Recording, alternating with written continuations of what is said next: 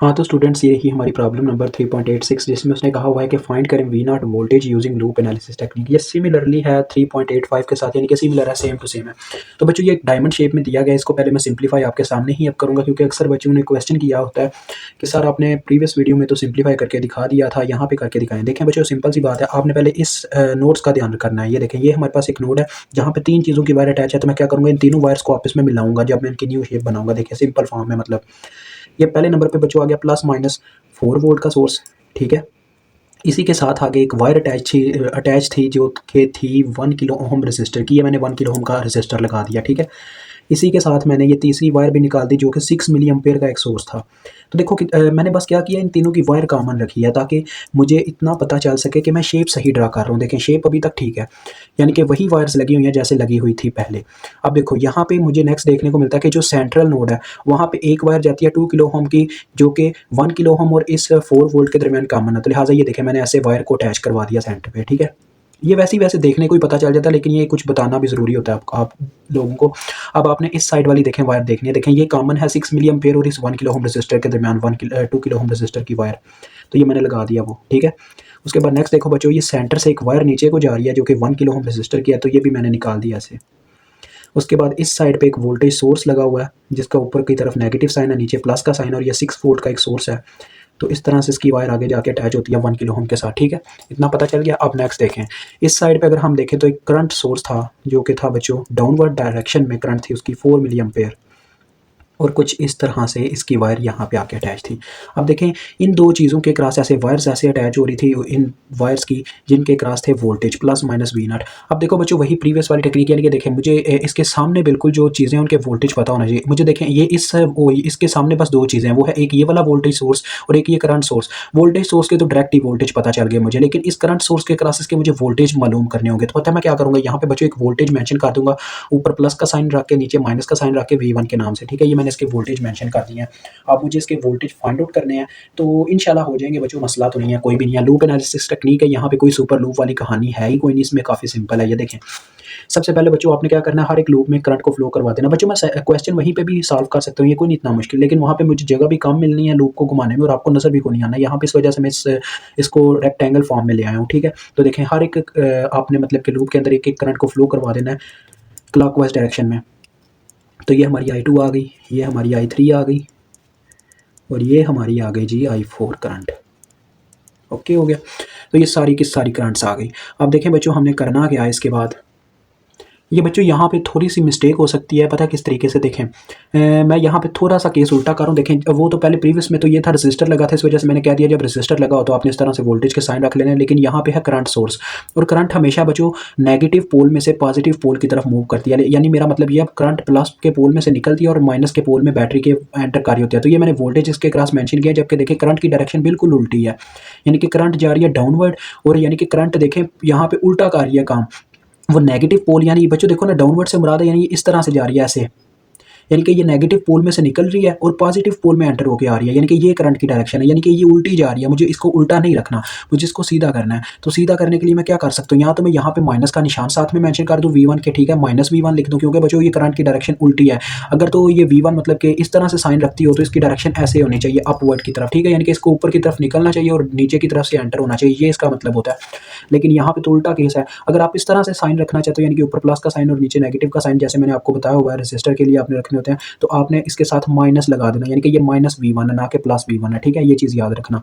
अगर ऐसा नहीं चाहते तो ऊपर माइनस मेंशन कर दो, माइनस का पोल नीचे प्लस का पोल, वैसे ये इजी रहेगा माइनस वाला साइन, ठीक है बच्चों, ये ऐसे कर लेना, -V1 मेंशन करना। उसकी वजह मैंने आपको बता दी बस बच्चों। ये आपको कंडीशन एक ही केस में देखने को मिलेगी, वो करंट सोर्स होगा, जब आपने करंट सोर्स की डायरेक्शन के अकॉर्डिंग पोल लगाना है, यानी कि जिस तरफ ये करंट मतलब जिस तरफ एरो होगा ना उस तरफ इसका हमेशा क्या पोल होना चाहिए, पॉजिटिव पोल होना चाहिए, ये चीज़ याद रखना। नीचे की तरफ एरो है तो लिहाजा इसका नीचे की तरफ पॉजिटिव पोल होना चाहिए था, लेकिन मैंने क्या किया, इसके साथ माइनस लगा दिया। माइनस ये चीज़ करता है डायरेक्शन उल्टी कर देता है, दैट्स वाई ये मैंने डायरेक्शन उल्टी शो करवाने के लिए माइनस का साइन लगा लिया। अगर आप ऐसा नहीं करना चाहते तो इसको प्लस करके इनके साइन चेंज कर दें, यानी कि नीचे पॉजिटिव साइन रखें ऊपर नेगेटिव, बिकॉज इसका एरो नीचे की तरफ है, ये चीज़ याद रखिएगा।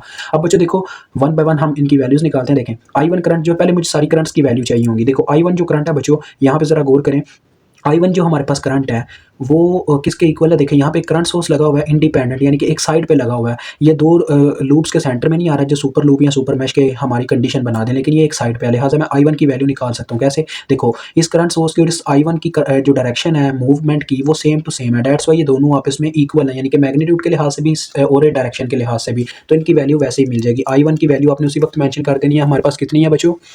I1 की वैल्यू है हमारे पास, I1 की वैल्यू है बच्चों हमारे पास कितनी, 6 मिली एम्पेयर। ठीक है, तो ये रिजल्ट का थोड़ा मसला हो जाता है, किसी वक्त ब्लर हो जाता है, तो उसके लिए करना पड़ता है इतना। I1 तो हमें मालूम होगी बच्चों, जिस करंट की डायरेक्शन आपको पहले ही मतलब कि वैल्यू पता चल जाए उसके ऊपर लूप एनालिसिस टेक्निक नहीं लगानी, KVL नहीं लगाना मतलब। और I4 भी देखें, यहाँ पे भी एक यहाँ पे करंट सोर्स लगा है जो एक साइड पे लगा हुआ है, यानी कि दो लूप्स के सेंटर में है, तो यहाँ पे I4 की वैल्यू भी पता चल जाएगी। I4 इज इक्वल टू, देखो बच्चों I4 आपको भी पता चल जाएगी। देखें दोनों की डायरेक्शन सेम, I4 भी नीचे को जा रही है, ये 4 मिली एम्पेयर भी नीचे को जा रही है करंट, दैट्स वाई इनकी वैल्यू भी सेम है और डायरेक्शन भी सेम है, तो ये आपस में वैल्यू आ गई। अब यानी कि बस हमें दो लूप्स के ऊपर KVL लगाना पड़ेगा इनकी करंट्स मालूम करने के लिए। तो बच्चों पहले हम KVL लगाते हैं लूप 2 पे। आपने लिखना अप्लाई KVL एट लूप 2। ठीक है बच्चों, कहाँ से चलना स्टार्ट करें? तो बच्चों यहाँ से चलना स्टार्ट करते हैं। देखें करंट, हमने हर एक चीज़ के वोल्टेज लिखने हैं जो इस लूप के अंदर आती है। देखिए बच्चों पहले करंट इस रजिस्टर में से गुजरती है, तो इस रजिस्टर में वोल्टेज उस वक्त पैदा होते हैं जब दो करंट्स इसमें से गुजरती हैं, एक I1 और एक I2। तो देखो बच्चों हम लगा रहे हैं KVL लूप 2 पे, तो हमने लूप 2 की करंट प्लस में लिखनी है। ठीक है, ये चीज़ याद रखना। तो लूप 2 की करंट देखो ऐसे ऊपर को जा रही है, जबकि I1 ऐसे नीचे को जा रही है, यानी कि जब इस रजिस्टर में से I2 करंट यानी कि अपवर्ड जाती है और I1 करंट नीचे को जाती है, तब इसमें वोल्टेज पैदा होता है। लिहाजा हम ओहम्स लॉ की टेक्निक से इसके वोल्टेज लिखेंगे 1K इंटू, बच्चों आपने करंट दोनों की अपोजिट डायरेक्शन है, तो आपने करंट वो वाली पॉजिटिव रखनी है जिसके ऊपर KVL लगा रहे हो। तो KVL लगा रहे हैं लूप 2 की करंट पे, लिहाजा इसकी करंट प्लस में लिख देंगे I2 माइनस I1। ओके हो गया, ऐसे आ जाएगा। अब मज़ीद आगे देखें तो मज़ीद आगे हमें देखने को मिलता है ये वोल्टेज सोर्स आगे यहाँ पे देखें करंट आती है तो उसके पॉजिटिव पोल में एंटर करती है, तो ये आ गया +4। इससे मज़ीद आगे गए तो ये 2 किलो ओम का रजिस्टर आता है इसमें। अब देखो बच्चों फिर से दो करंट्स पास कर रही हैं, I2 जा रही है अपनी लेफ्ट साइड को, I4 जा रही है राइट साइड को, दो करंट्स गुजरती हैं तब वोल्टेज पैदा होते हैं। तो यहाँ पे भी वही टेक्निक यानी कि अपोजिट डायरेक्शन है, तो बस हम क्या करेंगे उस करंट को प्लस में लिखेंगे जिसके ऊपर KVL लग रहा है, तो I2 माइनस I4 आ जाएगा। ठीक है, इज इक्वल टू 0। ये यहीं पे मैं छोटा सा करके लिख रहा हूँ क्योंकि ज़रूरत को नहीं है मुझे नेक्स्ट स्टेप ज़ाया करने की। अब देखो बच्चों क्या होगा, सेम सेम करंट्स को बच्चों इकट्ठा कर लो। देखो पहले I1 की करंट लिख लो, -1K I1 बन रहा है। ठीक है, उसके बाद आ रहा है I2 की करंट, देखो 1K I2 plus 2K I2, ये बन रहा है 3K I2। और फिर आ रही है हमारे पास है -2K I4। और लास्ट में है बच्चों ये अपना 4 दूसरी जानब जाके हो जाएगा -4। ठीक है, इधर प्लस था उधर जाके माइनस हो गया। नज़र तो आ रहा ना? ओके हो गया। अब देखो बच्चों हमें बस वैल्यू निकालनी है I2 की, बाकी दोनों की पता है, तो 3K I2 इधर ही रह गया। ठीक है, और दूसरी जानिब जाके -4 में जाके +1K I1 आ गया। ठीक है, 1K I1 की बच्चों देखो इधर माइनस में था, दूसरी जानिब जाके प्लस में हो गया, और I1 की वैल्यू हमें पता है जो कि 6 मिली है। ठीक है, तो ये आ गया 6 मिली। और यहाँ पे देखें अब ये I4 भी दूसरी जानिब चला गया हुआ है, तो ये यहाँ पे माइनस में था, दूसरी जानिब जाके प्लस में हो गया, +2K इंटू I4 की वैल्यू जो कि 4 मिली आपके सामने है, तो ये आ गया। ठीक है, देखो अब मैं क्या करता हूँ, I2 बच्चों इधर ही रह जाएगा। ठीक है, 3K यहाँ पे मल्टीप्लाई हो रहा था, दूसरी जानिब जाके डिवाइड होना है। अब देखो यहाँ पे 1K 6 मिली से ज़रब हुआ तो 6 रह गया, 6, उसके बाद 2 4 के साथ ज़रब हुआ 8, और किलो मिली कैंसिल हो गए। ठीक है, तो 8 जमा 6 कितना होता है बच्चों, 8 जमा 6 करें तो होता है अपना 14, 14 में से हम माइनस करें 4 तो हमें मिलता है कितना, 10, तो ये होगा 10। और इस तरफ से बच्चों अपना 3 के जो है यहाँ पे डिवाइड हो गया होगा, तो 3 इधर आया और किलो बच्चों ऊपर जाके मिली बन गया। ठीक है, तो ये आ गया यानी कि 3.33 मिली एम्पेयर, ये हमारे पास करंट की वैल्यू आ गई I2 की। अब आपने निकालनी है अपनी I3 की वैल्यू। ठीक है, I3 की वैल्यू निकालनी है। मैं आपको बताता हूँ हम ये काम क्यों कर रहे हैं, आपको वजह पता चल जाएगी अभी। अब हम I3 की वैल्यू निकालेंगे, अप्लाई KVL एट लूप 3। बच्चों देखो यहाँ से हम चलना स्टार्ट करते हैं, आपने ये लिख लेना। ठीक है, मैं नहीं लिख रहा क्योंकि मेरे पास इतना टाइम नहीं है। अब यहाँ पे बच्चों हम यहाँ से चलना स्टार्ट करते हैं, तो करंट इसके पॉजिटिव पोल में एंटर कर रही है, लिहाजा ये आ गया +6। मजीद आगे गए तो 2 किलो हम का रजिस्टर आता है जिसमें से दो करंट गुजर रही है, I3 जा रही है राइट साइड को, I1 जा रही है लेफ्ट साइड को, तो दोनों की डायरेक्शन अपोजिट, पर कौन सी करंट पॉजिटिव रखेंगे जिसके ऊपर KVL लग रहा है, वो है I3 माइनस I1, ऐसे आ गया। मजीद आगे बढ़ते हैं तो ये 1 किलो ओम का रजिस्टर आता है, इसमें से भी दो करंट पास कर रही हैं, आप सबके सामने है। तो I3 नीचे को, I4 ऊपर को, लिहाजा हम क्या करेंगे I3 को पॉजिटिव में लिखेंगे, I3 minus I4 is equal to 0, क्योंकि चक्कर मुकम्मल हो गया।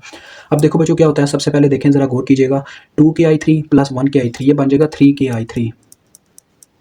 और देखो बच्चों पहले नंबर पे मैं 6 को उठा के दूसरी जानिब ले गया, ये उधर जाके हो गया -6, और ये दूसरी करंट्स को भी मैं एक ही मतलब कि झटके में यार दूसरी जानिब लेके जाना चाहता हूँ, इसी वजह से मैंने उसी वक्त इक्वल टू लिख दिया। ठीक है, तो देखो ये यहाँ पे आता था -2K I1, तो -2K I1 दूसरी जानिब जाके क्या हो चुका होगा, +2K I1। ठीक है बच्चों, और उसके बाद देखें एक था अपना I4, यहाँ पे आता था -1K I4, इस साइड पे दूसरी जानिब जाके हो गया +1K I4। ठीक है, अब वैल्यूज पुट कर देते हैं। देखें 3K I3 is equal to -6 + 2k into I1 की वैल्यू जो कि आपके सामने है 6 मिली है, तो ये मैंने पुट कर दी। उसके बाद बच्चों यहाँ पे नीचे लिखता हूँ, जगह यहाँ पे कम पा रही है इस शेप की वजह से, ठीक है।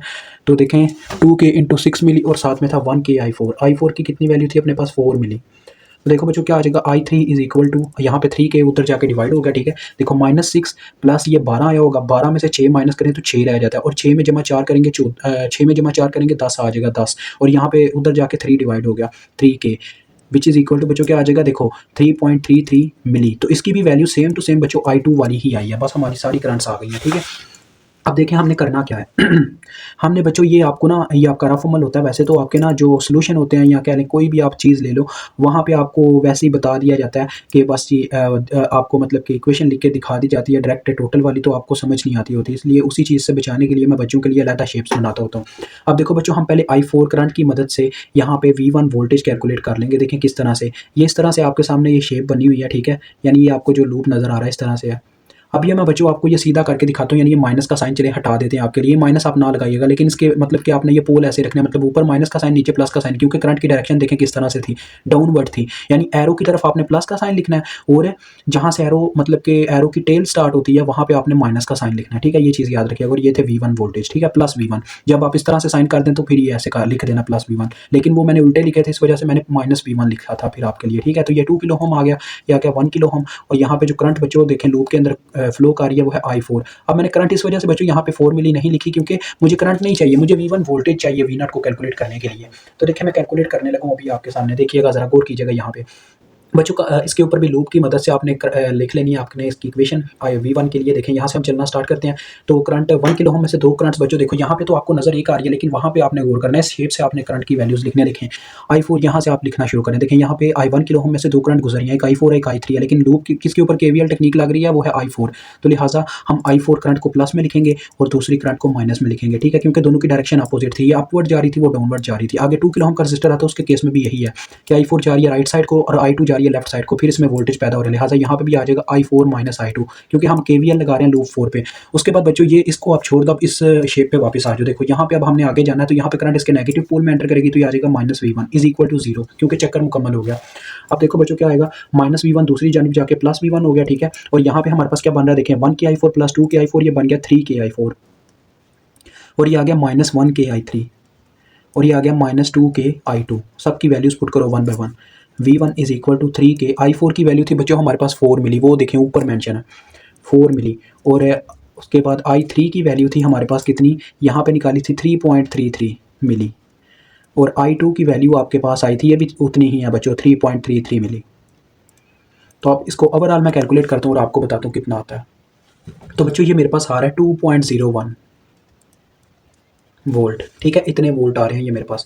अब V1 आपके सामने आ गया, अब हम इसका मतलब कि वो लूप बनाएंगे जिसकी मदद से हम V0 की इक्वेशन लिखेंगे। आपके लिए मैं ये भी शेप ड्रा कर रहा हूँ, ठीक है, नहीं तो ये भी कोई ड्रा करवाता। देखें अब मैंने V0 को बच्चों वोल्टेज सोर्स की फॉर्म में लिख लिया, प्लस माइनस ये आ गया V0, ठीक है, ऐसे ही इक्वेशन वैसे लिखी होती हैं आपके मतलब कि वो जो सोल्यूशन होते हैं। तो देखें +-4 वोल्ट। अब कुछ बच्चे ये भी कहना चाह रहे होंगे सर कौन से सोल्यूशन, आप सोल्यूशन कहे जा रहे हैं, कोई सोल्यूशन होता नहीं है। तो यार वो जो बच्चे परचेज देखते हैं चेक वगैरह से, ठीक है, तो देखें ये V1 था लेकिन वो था -V1। अब हम इस साइन की मदद से लिखें तो फिर आप सीधा लिख सकते हैं, यानी कि इसी फॉर्म में, यानी कि +V1 लिख सकते हैं। देखो बच्चों माइनस का साइन ऊपर और प्लस का साइन नीचे, उसकी वजह क्योंकि आपकी करंट की जो टेल है वो यहाँ से स्टार्ट होती है और हेड नीचे की तरफ है, दैट्स व्हाई हेड की साइड पे आपने प्लस का साइन लगाना होता है। अब आप इसको +V1 लिख सकते हो।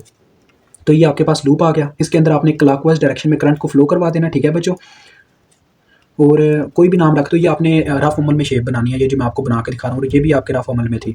तो यहाँ पे अब आप इसकी मदद से इक्वेशन लिख लें। यहाँ से हम चलना स्टार्ट करते हैं। देखो बच्चों करंट अपनी डायरेक्शन के अकॉर्डिंग इसके पॉजिटिव पोल में एंटर करेगी +V1, मजीद आगे गए तो नेगेटिव पोल में एंटर हुई तो -4, मजीद आगे गए तो करंट इसके पॉजिटिव पोल में एंटर हुई तो ये आ गया +V0 इज इक्वल टू 0। अब देखो बच्चों चक्कर क्योंकि मुकम्मल हो गया ना, तो V0 तो इधर ही रह गया और ये बाकी दोनों के उधर चले गए, तो 4 - V1 आ गया। V1 की वैल्यू आप सब जानते देखें ना, 4 उधर जाके प्लस हो गया, V1 उधर जाके माइनस हो गया। V1 की वैल्यू थी 2.01 का मकसद कुछ भी नहीं है बच्चों, ज़्यादा एक्यूरेट अगर लिखना चाहते हो तो आप ये 0.01 कंसीडर कर सकते हो, नहीं तो ज़्यादातर आपके मतलब कि जो आंसर में है उसने क्या किया हुआ इसको इग्नोर कर दिया, क्योंकि ये बहुत ही थोड़ा सा मतलब कि इसमें फ़र्क है। 2 की वैल्यू में 2.0 हम अप्रॉक्सीमेटली 2 ही लेते होते हैं, तो ये 2 ही है, तो ये आ जाएगा आपके पास 2 वोल्ट। अदरवाइज़ आप ये भी कह सकते हो ये आपके पास होगा यार 1.9 एक मिनट मैं चेक करता हूँ। 4 माइनस 2.01 अगर हम एक्यूरेट आंसर लिखना चाहें तो वो बच्चों बनता है 1.99। ये आपके पास मतलब आंसर है। तो आप इसको अप्रॉक्सीमेटली 2 वोल्ट ही लिखते होते हैं, ठीक है। तो ये मैंने आपको मतलब कि एग्जैक्ट आंसर बताया जो आपके सोल्यूशन में है, अगर आप देखना चाहें तो ले जी आपका हो गया डन।